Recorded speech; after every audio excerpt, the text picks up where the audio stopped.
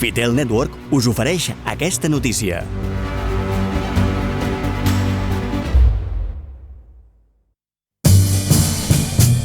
Com cada any quan s'acosta el Nadal, el Xino-Xano va organitzar la Fira dels Sants Metges a la plaça de l'Església i al pati de l'Erol.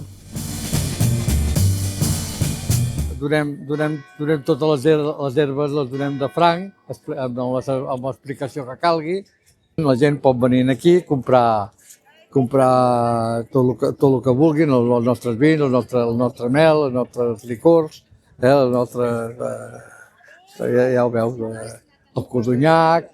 El dia maco és el dia mateix de la fira, però això porta molta feina de mesos abans, buscar les herbes quan són temps, fer el producte, les marmelades, i per mi que dic que aquest any encara l'hem pogut portar a terme.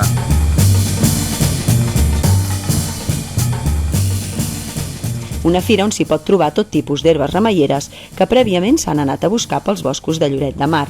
I també s'hi poden adquirir altres productes com vi, licors, mel o el ja tradicional calendari del Xino-Xano. Els membres d'aquesta associació valoren molt positivament la fira, però lamenten que si no reben ajudes i si no hi ha un relleu generacional, potser la d'aquest 2024 serà l'última fira dels Sants Metges.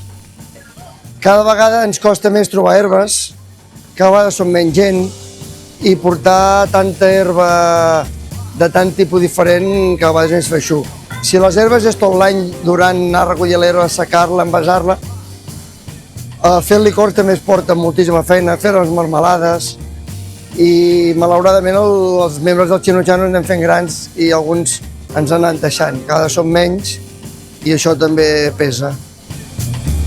Que no deixen de ser cultura, no deixen de ser les nostres tradicions i no s'han de perdre, és la manera d'inculcar-lo. Més avui en dia amb les xarxes, que tot és molt global i la gent li costa molt focalitzar una mica amb la cultura local.